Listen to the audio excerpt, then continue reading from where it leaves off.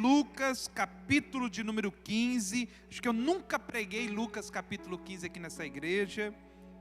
Lucas capítulo 15, versículo de número 11. Irmão, cada vez que eu leio esse texto, verdades saltam no nosso coração. Na verdade, essa mensagem aqui era a mensagem que eu havia preparado a semana passada para pregar. Nós estávamos na semana passada gravando uma série de vídeos, e no meio dessa série de vídeos nós fomos impulsionados por Deus a meditar em algo nessa passagem, e eu gostaria de falar sobre ela hoje. Na quarta-feira passada nós chegamos aqui para pregá-la e o Espírito nos conduziu para uma outra palavra, mas hoje nós temos paz e liberdade para falar aqui sobre ela. Então, eu queria que você prestasse atenção no que eu vou te dizer, porque se eu tivesse aprendido isso 13 anos atrás, quando nós iniciamos na vida ministerial, na liderança pastoral, se eu tivesse aprendido isso há pelo menos 15 anos atrás, quando a nossa vida estava começando, eu tenho certeza que muitas coisas que deram errado poderiam ter tido um outro curso. Porque preste atenção, a nossa vida é baseada em relacionamentos. Tudo ou quase tudo que fazemos na vida depende de relacionamentos. E eu posso dizer para você com plena convicção e certeza que mais de 80% dos problemas que você carrega, mais de 80% dos problemas que você vive, eles estão centralizados na área dos relacionamentos. Seja relacionamentos conjugais, relacionamentos familiares, no que tange pais e filhos e pais, relacionamentos de trabalho, relacionamentos de amizade. E o que nós muitas vezes não paramos para refletir é que entender princípios sobre relacionamentos farão da nossa vida um ambiente muito mais saudável para se viver. A maioria de nós vai aprendendo quebrando a cara. A maioria de nós não recebeu instrução, não recebeu conhecimento para lidar com os desafios do relacionamento. Perceba que na sua grande maioria, ninguém participou de um curso que preparasse para o casamento. Simplesmente nós estamos juntos, nos gostamos, nos amamos e por isso vamos firmar uma aliança que até permanece, até dura, mas os problemas, as dificuldades por falta de conhecimento na área dos relacionamentos acabam que prejudicando o tempo que deveriam usufruir em alegria, com brigas, desentendimentos e desacordo. Nós não recebemos treinamentos para ser pais, nós não recebemos treinamentos para sermos filhos, nós não recebemos treinamentos na nossa vida para se relacionar com as pessoas. Daí então a necessidade de aprendermos conceitos bíblicos a respeito dos relacionamentos. Hoje se fala muito sobre coach, gestão de pessoas, e quando você vai vendo os princípios, você vai descobrindo que todos eles foram extraídos das Escrituras, com uma roupagem diferente. mas quase todos possuem princípios e valores bíblicos para nortear os relacionamentos. Eu quero, de maneira bem simples, objetiva, porém profunda, ministrar para você uma palavra que tem o seguinte tema: os conselhos de um pai para a vida. Os conselhos de um pai para a vida. E quando digo os conselhos de um pai, eu quero me usar de duas questões aqui. A primeira delas, porque a figura principal da parábola do filho pródigo, apesar de chamar parábola do filho, não é o filho, nunca foi. O personagem principal da parábola sempre foi e sempre será o pai. Por isso os conselhos de um pai para a vida. O segundo aspecto é que quero me fazer uso hoje da figura de pai, falando a filhos espirituais, e aconselhar você, biblicamente, para se posicionar na área dos relacionamentos. Para muita gente, essa palavra será libertadora. Para outras pessoas, será um ensino para nortear as suas próximas decisões. Para um outro grupo de pessoas, será uma tremenda reflexão diante de tudo aquilo que já tomaram de decisões.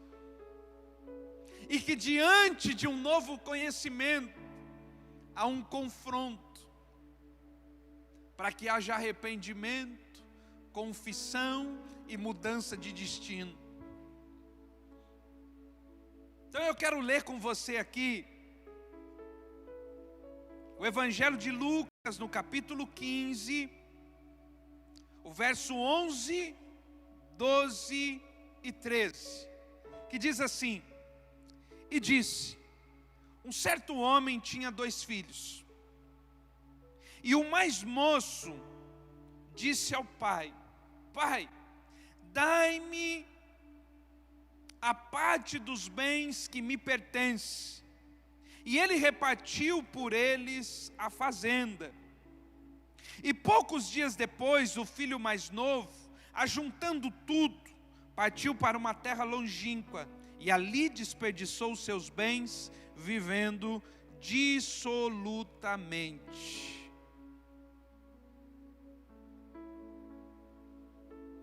Olha que coisa interessante. A parábola do filho pródigo, ela nos ensina princípios de relacionamentos profundos, que se de alguma maneira colocarmos em prática na nossa vida, mudará o ambiente, a geografia onde nós estamos inseridos. O primeiro conselho que dou para você nessa noite é esse, tome nota aí. Está exatamente no versículo 12, que diz assim: e o mais moço deles disse ao pai: pai, dai-me a parte dos bens que me pertence. E ele repartiu por eles a fazenda. O primeiro conselho que eu quero dar para você nessa noite é: não peça para ficar quem está pedindo para sair. Um dos grandes problemas que nós enfrentamos ao longo da nossa vida, na área dos relacionamentos, é porque nós insistimos para que as pessoas permaneçam na nossa vida, quando o tempo delas, na nossa história, chegou ao final. A nossa vida precisa ser compreendida por fases, estações, momentos. Um homem e uma mulher que não conseguem enxergar que há tempos diferentes na sua vida, está fadada ao fracasso. Porém, quando eu consigo discernir que na minha vida há tempos diferentes, eu também passo a compreender que em determinados tempos da minha história, pessoas serão inseridas e pessoas serão removidas. O desastre acontece quando em um determinado tempo da minha vida, eu quero colocar pessoas que não fazem parte daquele tempo. Assim como eu quero que as pessoas que estão saindo permaneçam quando o tempo delas acabou.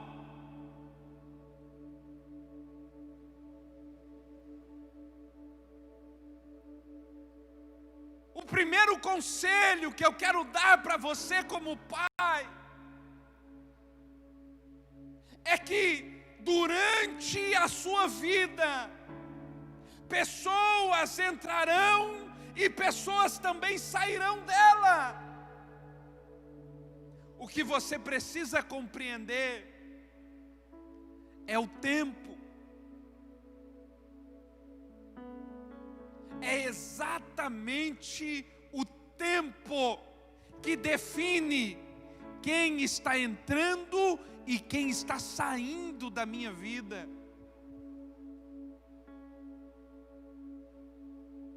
Agora entenda algo. Quando você lê Lucas capítulo 15, versículo de número 12, você lê o pedido de um filho, pedindo a sua parte da herança, e em momento algum, você vai encontrar o pai insistindo para que o filho permaneça, para que o filho fique. Porque entenda, querido, relacionamentos funcionam da seguinte forma: se alguém verbalizou que deseja partir, é porque já foi, e que talvez por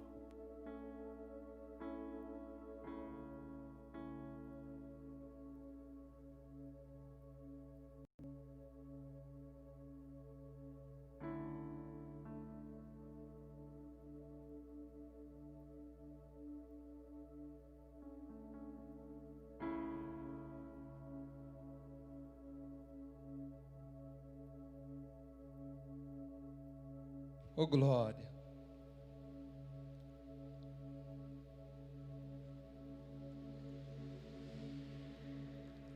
Relacionamentos não se constroem dessa forma. Todo relacionamento que é construído, todo relacionamento que você edifica na insistência, você já está sinalizando que dará problemas ali adiante. A pessoa já disse: eu não quero. A pessoa já disse: eu vou embora.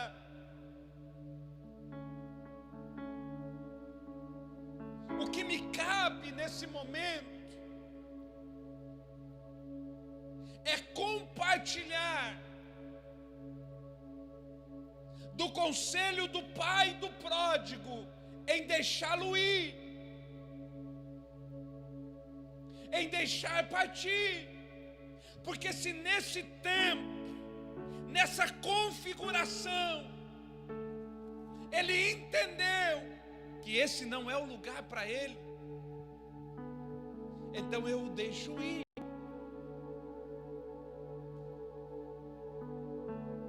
Porque nós estamos falando de tempos da nossa vida.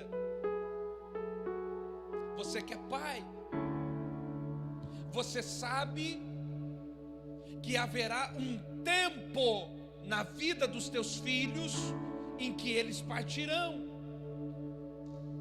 Mas enquanto esse tempo de partir não chega, nós colocamos horário que sai, horário que chega, com quem sai, com quem não sai. O que determina essas atitudes é o tempo. Nós construímos relacionamentos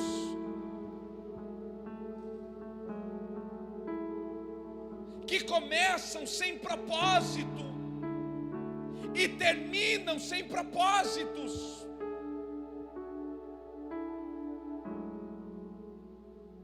Há uma questão que todo cristão precisa compreender na vida. Todo cristão deveria entender que os seus relacionamentos estão acima dos sentimentos. Todo cristão não deveria terminar um relacionamento porque disse assim: não gosto mais. Nenhum cristão deveria terminar um relacionamento baseado no sentimento. Sentimentos não podem nortear a vida de um cristão. Não gosto do trabalho, não gosto da igreja, não gosto da família, não gosto do casamento, não gosto disso, não gosto daquilo, não. Um cristão não pode e não deve nortear a sua vida por sentimentos.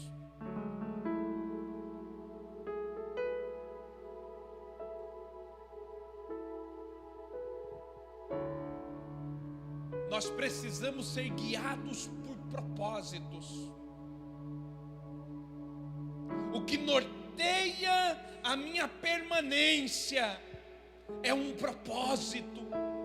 Pastor, mas eu vou ter um propósito, mas eu não tenho sentimento. Preste atenção. Preste atenção.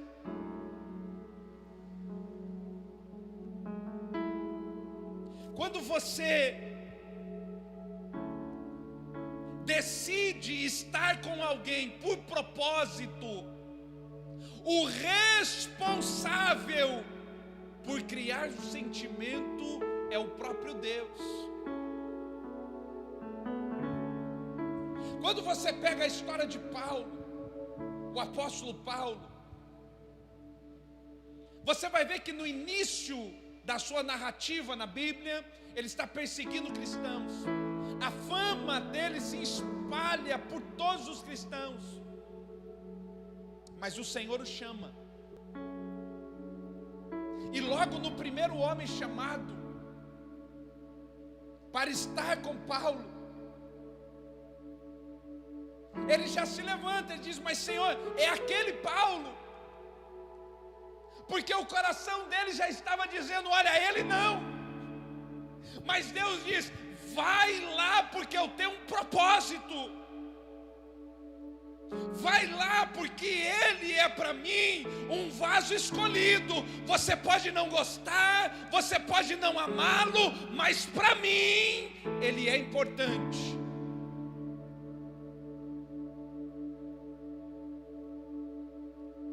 Irmão, o dia que nós entendemos isso, os nossos relacionamentos serão outros. A nossa vida será outra. O problema é que eu fico tentando encontrar oportunidades para que sentimentos possam brotar. E sentimentos são coisas que dependem de circunstância. Então se está num ambiente bacana, está tudo bem, então o sentimento é um. Mas se de repente acontece alguma coisa negativa, o sentimento é outro. E eu não posso fazer do sentimento a regra que norteia as minhas decisões.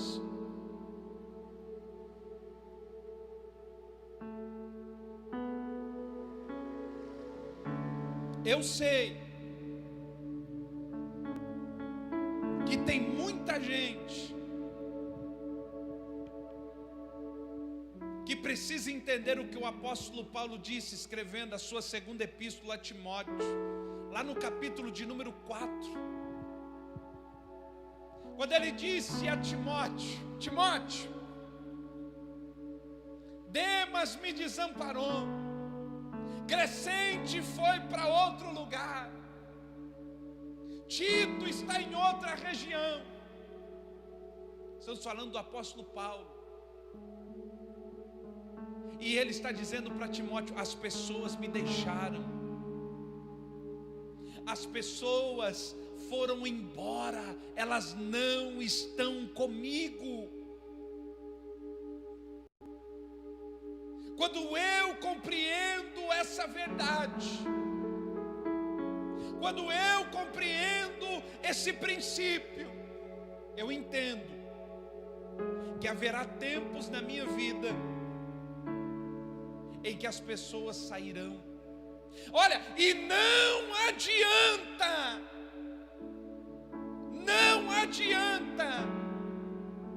querer inseri-las, querer impedi-las de ir. Não, é um tempo novo, é um novo ciclo, e para um novo ciclo, novas pessoas. Pastor, as pessoas são descartáveis? Então é claro que não. As pessoas servem a propósitos.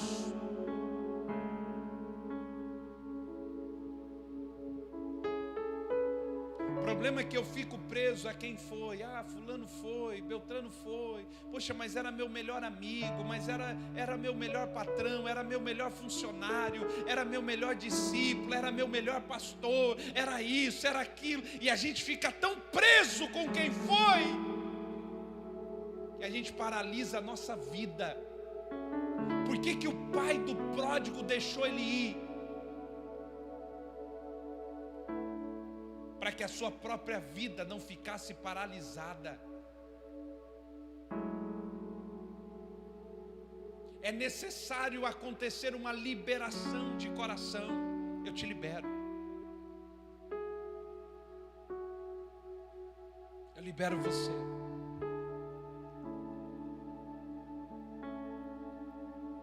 Para que você possa cumprir um novo propósito, dentro de um novo tempo, na vida de alguém.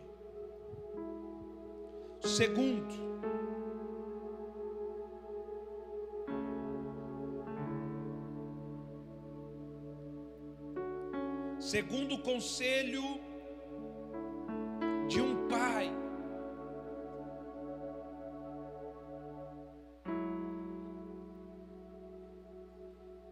está aqui, olha, versículo 12.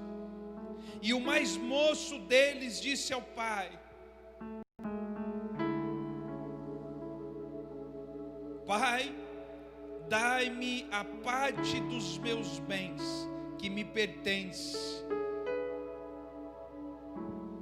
Segundo o conselho de um pai para a vida, não queira algo fora do tempo. Como nós nos tornamos especialistas em adiantar o tempo da vida.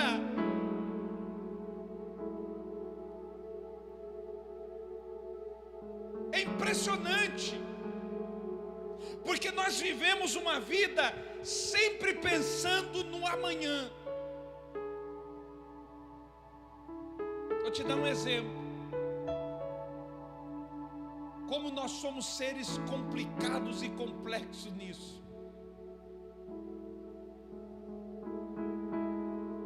Quando você você tem 12, 13, 14. Eu digo isso como homem. Você pensa, como eu podia ter 18 anos, tirar minha carta, comprar o meu carro, comprar a minha moto. Como se todas essas coisas fossem simples também. E você fica todo cheio de expectativa. Quando eu chegar no 18, eu vou tirar a minha carta, eu vou comprar o meu carro. Aí você chega aos 18 e você descobre que tirar uma carteira de habilitação, hoje, R$2.000? R$2.000 hoje uma carteira? R$2.000, uma coisinha básica, R$2.000. Não, pastor, mas a gente parcela. Bacana. Aí você vai comprar uma moto, você vai pagar aí R$5.000, R$6.000. Aí você descobre que a moto tem que pôr gasolina. Ah, pastor, mas é econômica, mas acaba.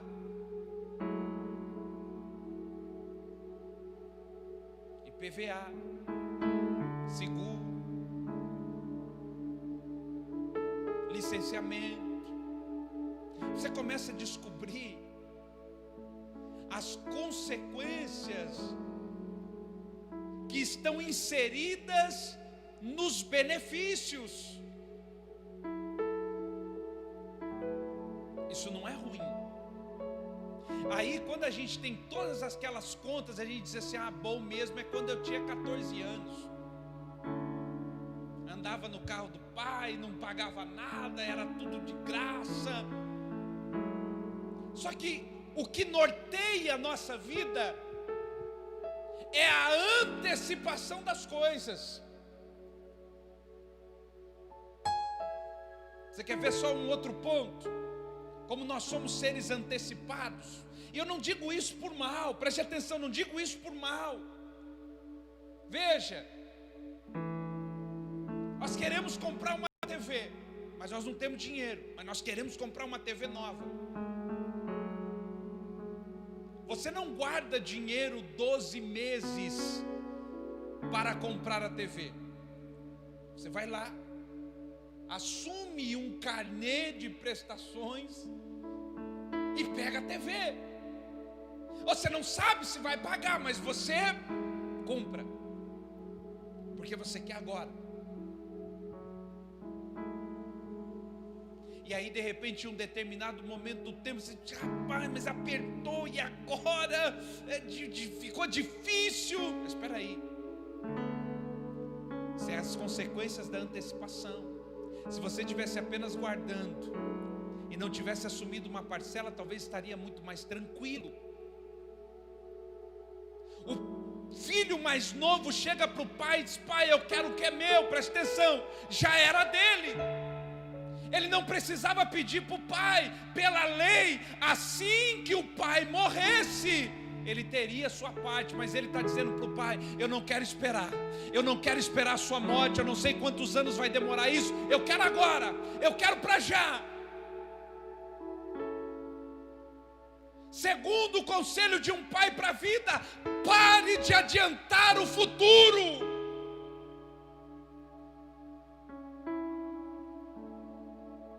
Eu posso adiantar o futuro e ter uma gravidez que deveria ser bênção dentro do seu casamento, para ter uma gravidez agora e acabar com a vida.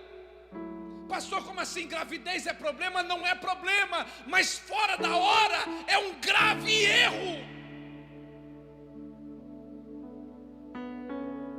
Antecipação do futuro sempre dará problema. Está aqui o pródigo para nos ensinar que ter uma herança fora de hora é problema. Por que é problema? Porque primeiro, eu não tenho estrutura para lidar com aquilo que eu estou pedindo. Não tenho. Eu não tenho administração para lidar com o que eu estou recebendo.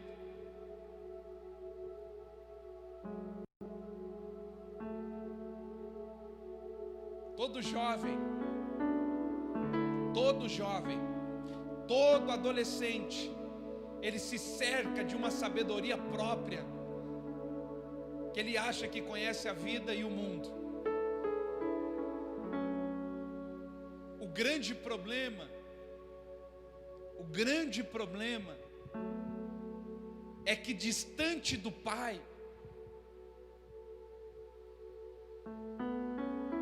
distante da fonte da sabedoria, tudo isso se vai. O pródigo não quis esperar o tempo do namoro, o tempo do noivado, o tempo do casamento, o tempo do ministério, o tempo da família, o tempo do trabalho. Não quis esperar o tempo, e sabe o que ele criou? Problemas. Porque quem não sabe esperar o tempo só cria problema. Quantos problemas você criou na sua vida por antecipar o futuro? Deveria ser para amanhã, mas você quis hoje. Deveria ser para o ano que vem, mas você quis agora.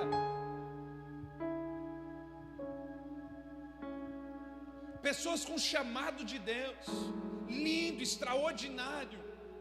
Pessoas realmente chamadas por Deus, mas não sabem esperar a hora de ser ungida, a hora de estar preparada, e aí saem por aí se vendendo.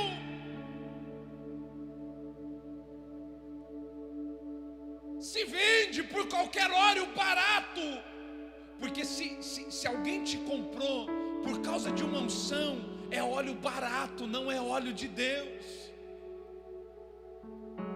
Você que foi ungido antes do tempo, foi uma unção barata.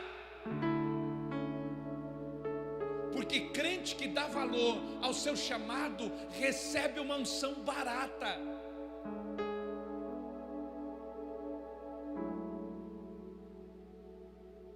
A grande dificuldade é esperar o tempo, mas preste atenção, o tempo traz maturidade, sabedoria, conhecimento. Tem muitas coisas que eu sei hoje, que se o Robson de 13 anos atrás soubesse, quantas coisas teriam sido evitadas. Mas eu não digo isso para dizer assim, meu Deus, por que eu não tinha sabido? Porque não tinha, porque 13 anos atrás, eu tinha 22 anos.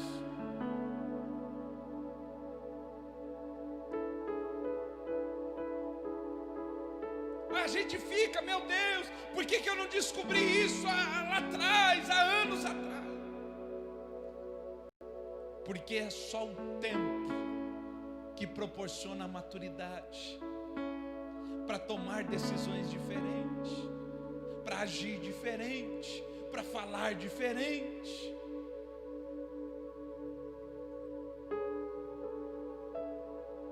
Não adianta. A antecipação do futuro sempre terminará de um modo trágico.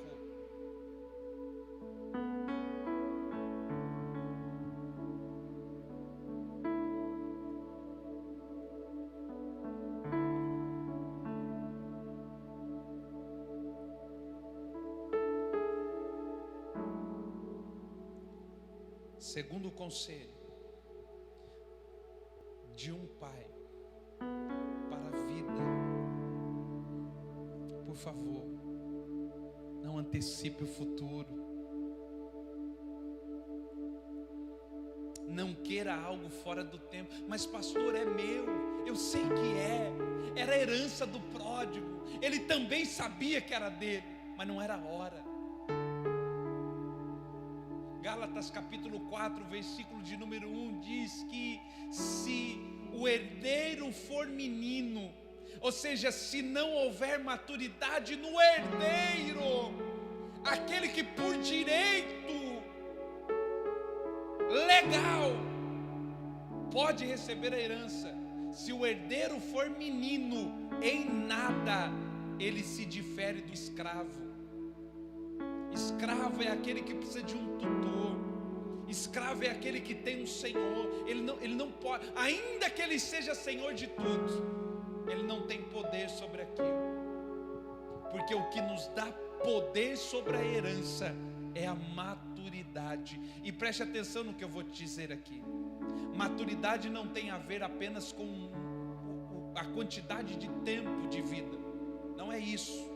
Porque a gente pode correr o risco de achar que toda pessoa que é mais velha é mais sábia. E não é bem isso. Maturidade também se define pela proximidade que eu tenho com Deus.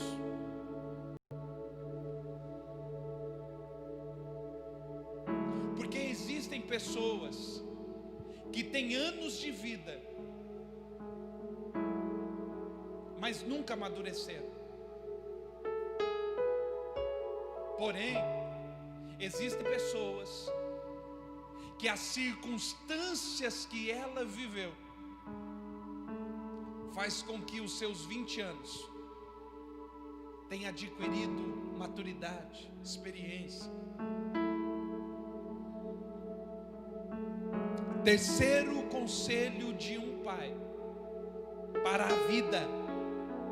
Anote aí. Terceiro conselho de um pai para a vida. É interessante aqui que nesse primeiro diálogo, o pai não fala. Quem está falando aqui nesse primeiro momento é apenas o filho. Você não escuta a voz do pai nessa hora. Diz apenas que ele repartiu.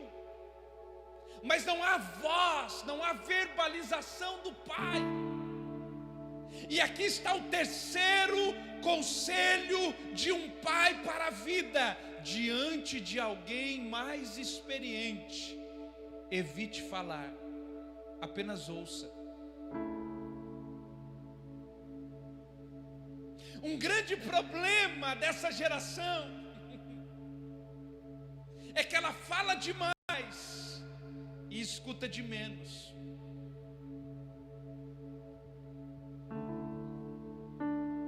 O problema do pródigo começa que ele tem um discurso pronto e um ouvido tapado.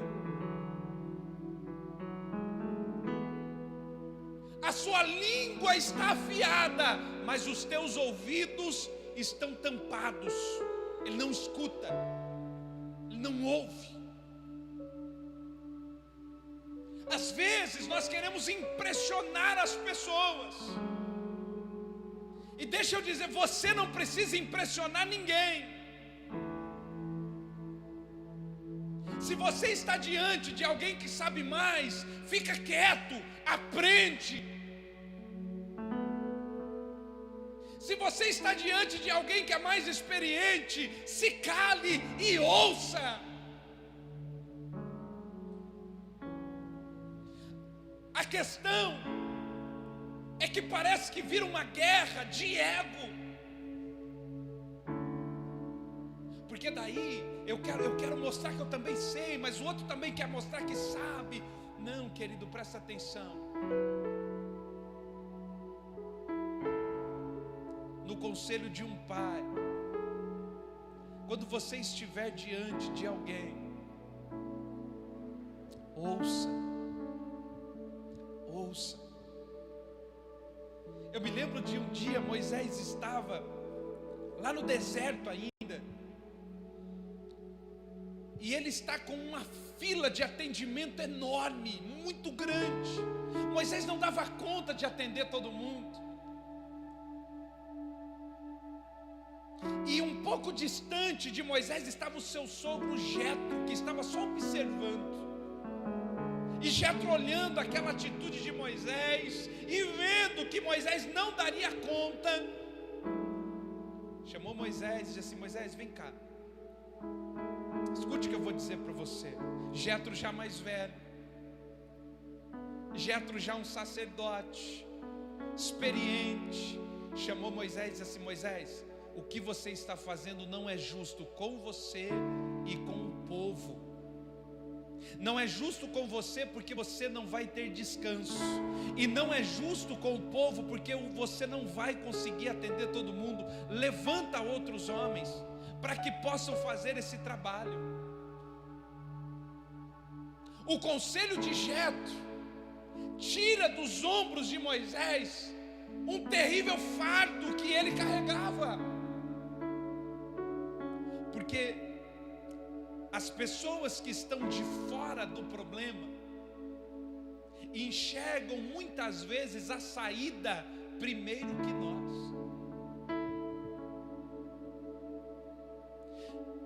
A questão é que você quer pedir conselho para quem tem a mesma idade que você.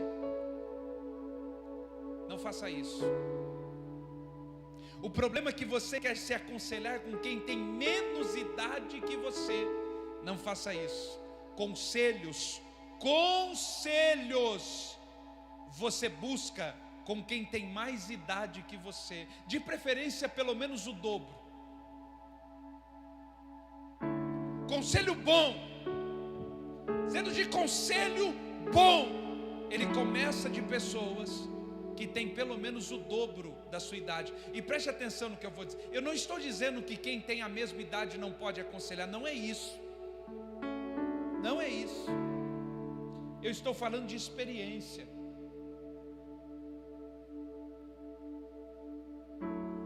Não de unção, porque a unção nos capacita. A unção é aquela que fez Jesus aos 12 anos falar com os mestres da lei no templo e eles ficarem impressionados. Isso é unção.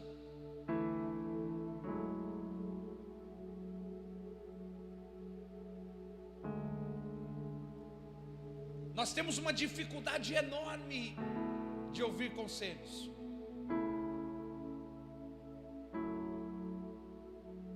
E por isso a nossa vida acaba sendo um círculo que a gente para muitas vezes e diz assim: eu já passei por isso. Meu Deus, eu já passei por isso, estou passando por isso de novo, como assim?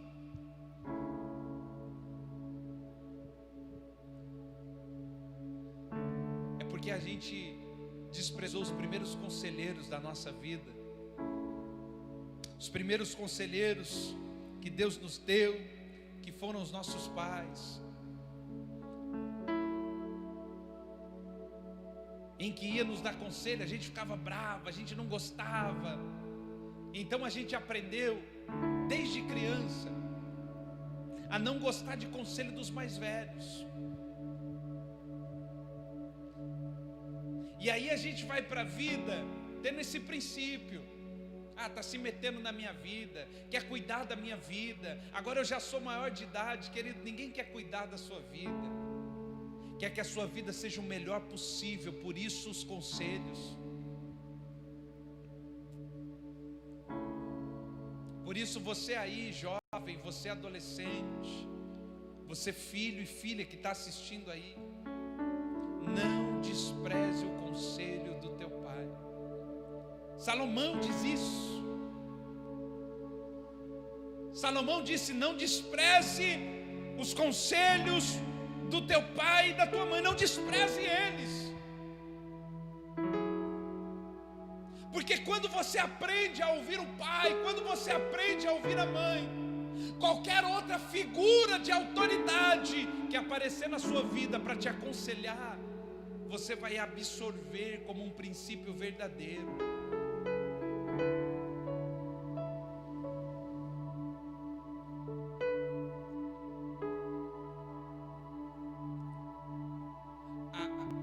A passagem do filho pródigo começa apenas com o filho falando,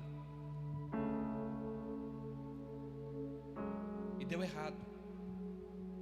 Porque quando você começa algo falando demais e não ouvindo nada, fracasso.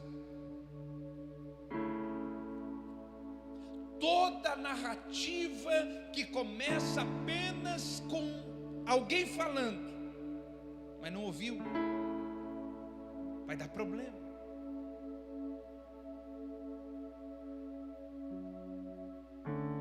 quarto e último conselho de um pai para a vida está aqui no versículo de número 13, quando diz assim, olha: e poucos dias depois do quê? Do pai ter repartido e dado a sua herança. Quando o filho pediu, o pai repartiu e deu. Porém o filho permaneceu ainda na casa. Está escrito aqui no verso 13.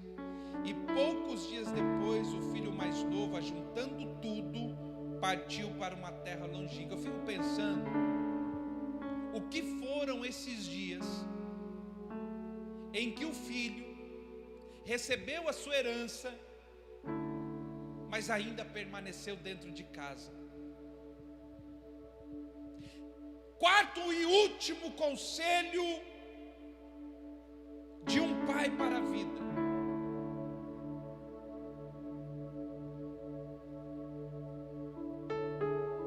não permaneça em um lugar em que o seu tempo já acabou. Irmãos, eu fico imaginando a sensação, o ambiente em que esses dias que o filho pediu a herança, recebeu a herança, mas ainda ficou. Como foi? Como foi a mesa do café da manhã? Como era o almoço? Como eram as vezes que se encontravam pela fazenda? Não havia clima.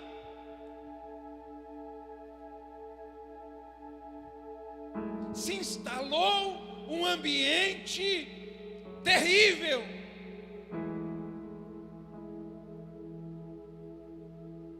Criado por uma permanência além da decisão. A decisão já está tomada,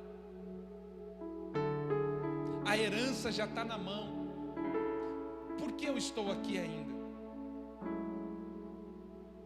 Para gerar indisposição, conflito, conversa, problema, dificuldade, animosidade, caras e bocas. Irmão, como é difícil você estar perto de alguém que não quer estar ali. É terrível.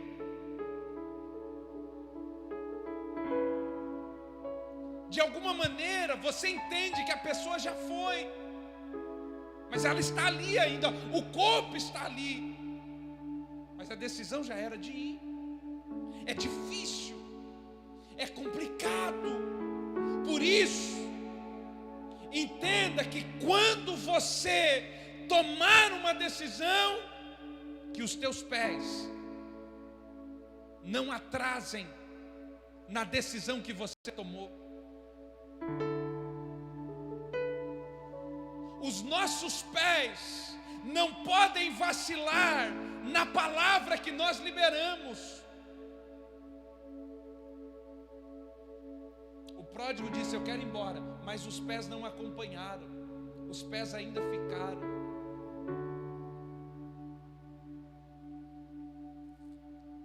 Tem muita gente vivenciando esses dias, e quero aqui abrir um parênteses. Quando a sua boca fala uma coisa e o teu pé não acompanha, é o que nós chamamos de dúvida. Hello? Vou dizer de novo para você entender. Tem muita gente que pergunta: pastor, o que é a dúvida?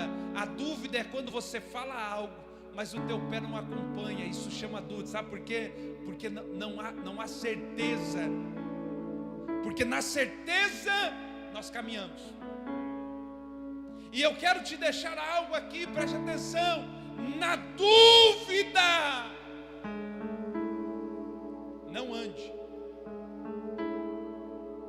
Alguma coisa tem que mudar aí. Ou precisa mudar a palavra, ou precisa mudar os pés, mas não pode permanecer na dúvida. Tem gente que o pé dela já está lá fora, mas ela não tem coragem de falar. É dúvida. Ah não, pastor, mas se eu falar eu vou entristecer, se eu falar eu vou magoar, se eu falar eu vou criar problema. Isso se chama dúvida. Mas tem pessoas como o pródigo, falou, mas os pés não acompanharam. Isso é dúvida. E um cristão não se move por dúvida, ele se move por propósito. E é aí que eu quero chamar a sua atenção. Quantas vezes você insistiu, mesmo sendo a dúvida a única regra que norteou a sua decisão?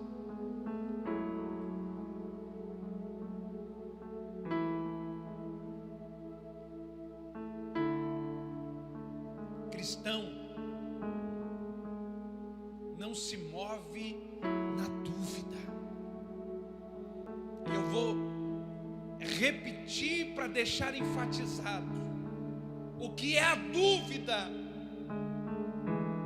A dúvida é quando eu verbalizo, mas o meu pé não acompanha. Puxa, eu falei que ia, mas o meu pé não quer ir. É dúvida. Puxa, o meu pé, ele está lá, mas eu não tenho coragem de falar.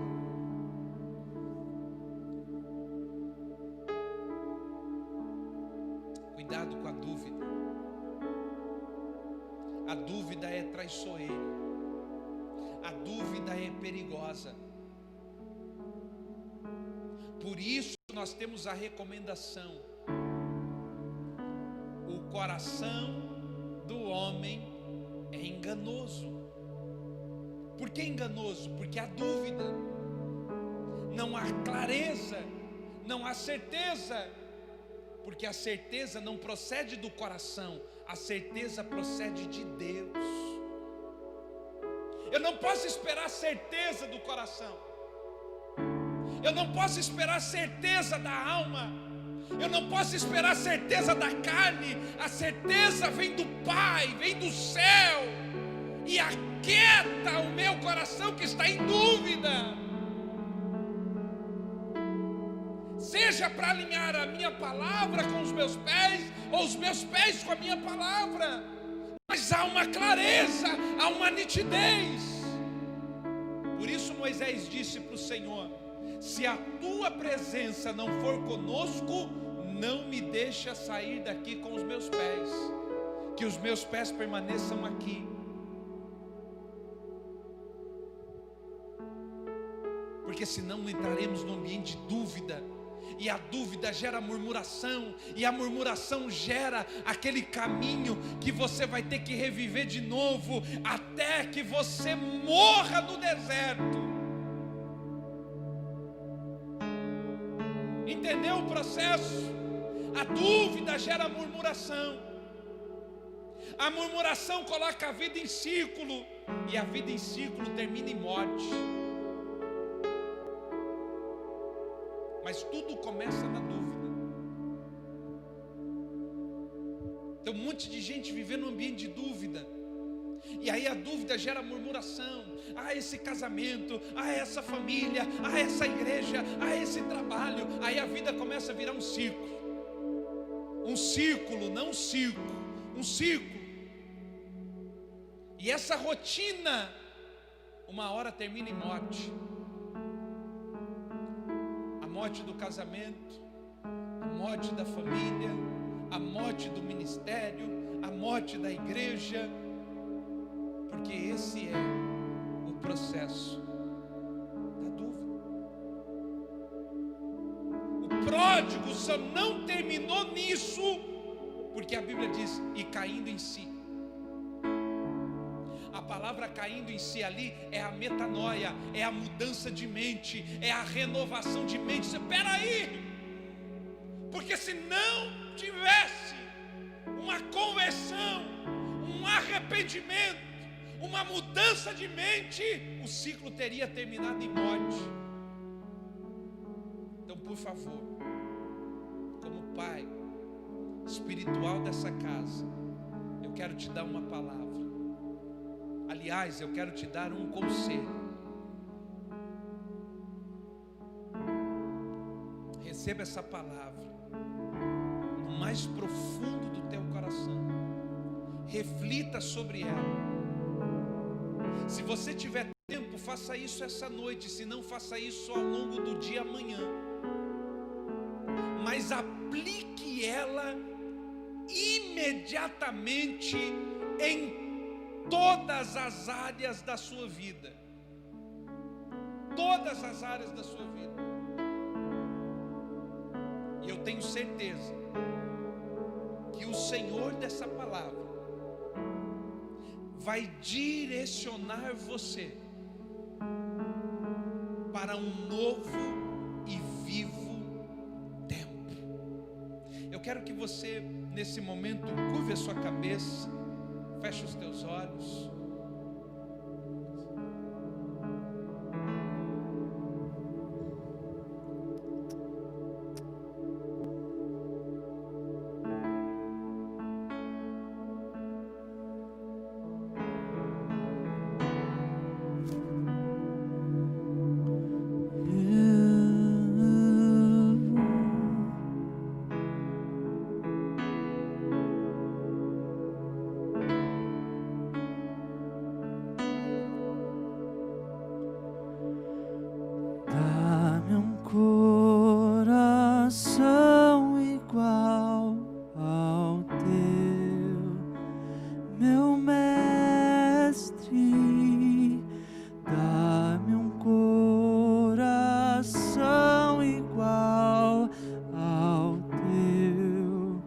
Coração disposto a obedecer,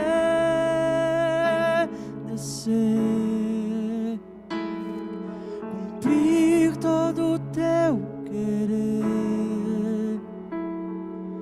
Dá-me um coração igual ao teu.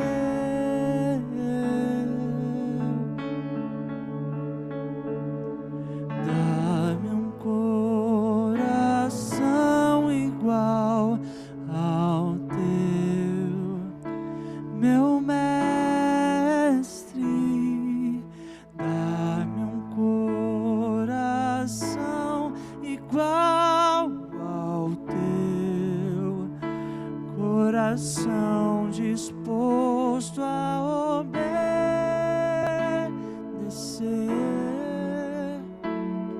cumprir todo o teu querer.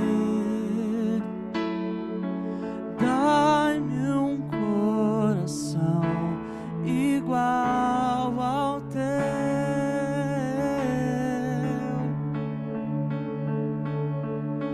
Dai-me um coração igual ao teu, meu mestre. Dá-me um coração igual ao teu, coração disposto a obedecer,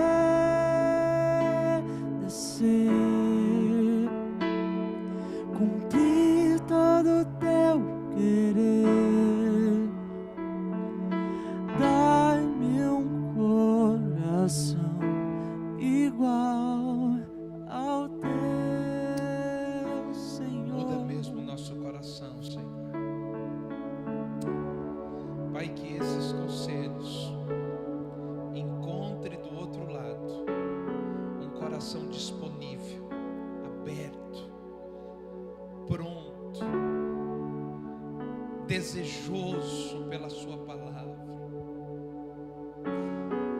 E assim como acabamos de cantar, Senhor, nos dá um coração igual ao teu. Tira de nós esse coração de pedra, esse coração movido pela lei, esse coração que diz o olho por olho e dente por dente ainda.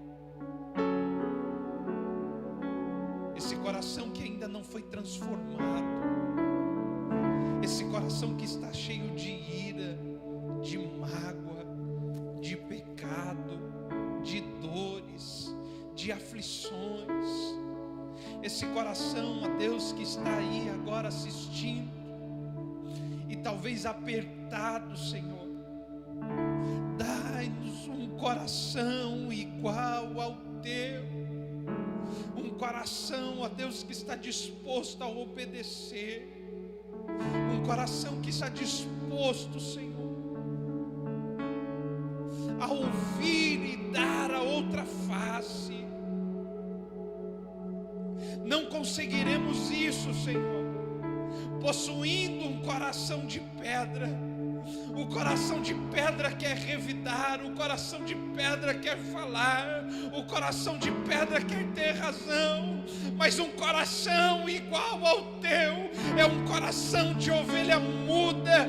Diante dos Teus tosqueadores, ele não grita, ele não fala, ele não questiona, ele fica em silêncio, porque ele sabe que está cumprindo um propósito, por isso ele se cala. Um coração igual ao Teu, que diante daqueles que te ferem, diante daqueles que nos oprimem, a marca é o perdão. Nos dá um coração igual ao Teu, Senhor, em que a obediência ela é total, ela não questiona, ela não duvida, porque ela tem clareza da Tua voz.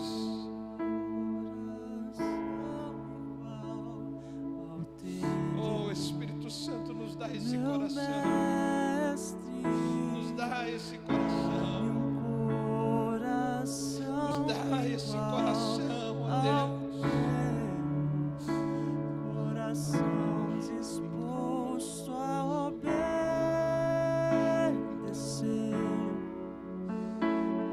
cumprir todo o Teu querer. Dai-me um coração igual ao Teu.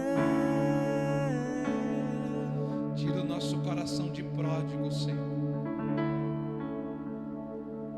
Tira o nosso coração de pródigo essa noite. Um coração que se acha sábio, um coração que se acha orgulhoso. Nos dá o Teu coração, um coração humilde, um coração manso, um coração que perdoa, um coração sensível a Deus, um coração aberto, um coração que mesmo ferido é capaz de amar. E remova, Senhor.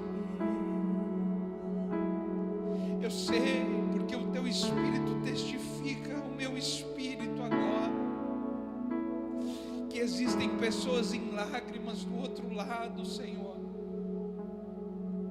porque nessa hora uma troca de coração está acontecendo. Pessoas que estão quebrantadas, Senhor, porque uma troca de coração está acontecendo. Porque de alguma forma, Senhor, a Tua palavra alcançou o mais profundo do Teu coração.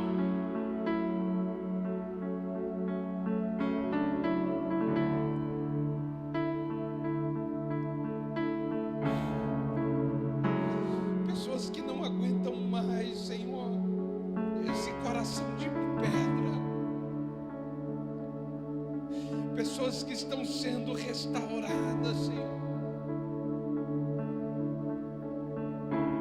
Pessoas que estão recebendo um novo coração.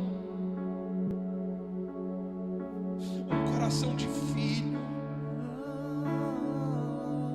um coração de filho, Senhor, um coração disponível, aberto, sincero, verdadeiro.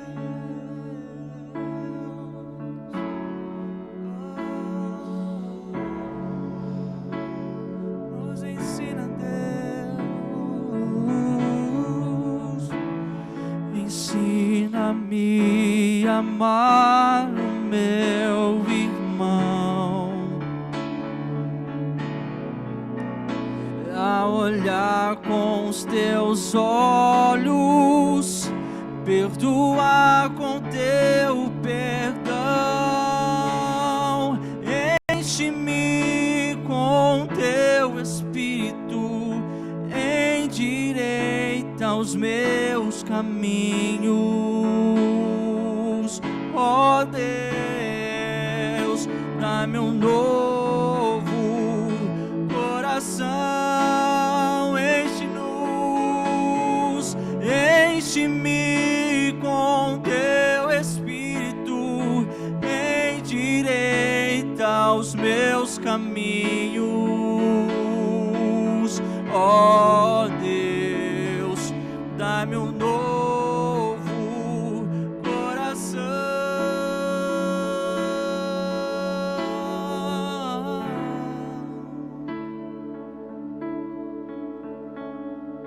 Dai-me um coração igual ao teu, meu mestre.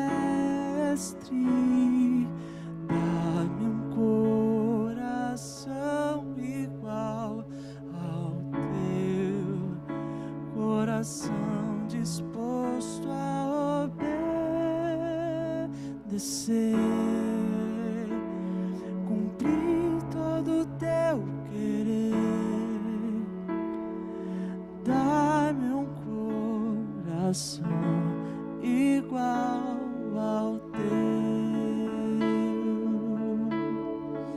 Sabe, querido, eu espero que esse quebrantamento, essa ação de Deus, que nos alcança aqui agora, possa alcançar você, a sua família.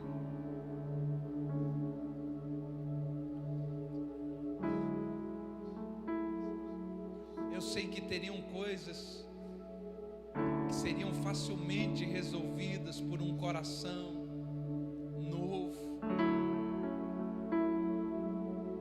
mas as circunstâncias da vida, elas vão fazendo o nosso coração se endurecer.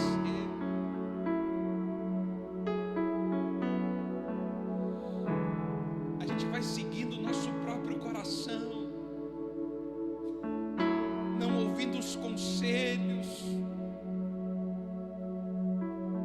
e então o nosso coração vai se endurecendo, porque a gente não quer ser ferido, a gente não quer ser magoado, a gente não quer ser passado para trás, e a gente diz: não, de novo não, isso nunca mais vai acontecer comigo.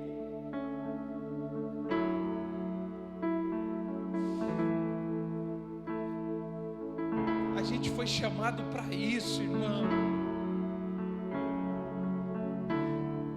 A gente foi chamado para ser como Estevão, um espetáculo que o mundo vai olhar e vai apedrejar, um espetáculo que o mundo não vai entender, um espetáculo que o mundo vai zombar. Alguns de nós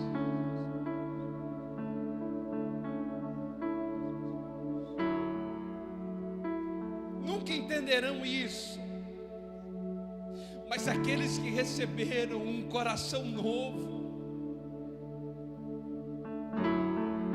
aqueles que Paulo diz em 2 Coríntios capítulo 5 versículo 17: agora você é nova criatura, as coisas velhas se passaram e eis que tudo se fez novo. A esses, irmãos, se limpando a cada dia. Esses estão se renovando a cada dia. Esses, a santidade não é um esforço. Para esses, a santidade é um ato de amor. É prazeroso.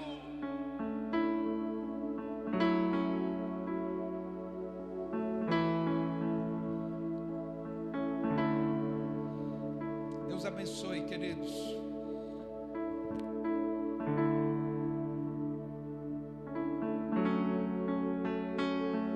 Coração disposto a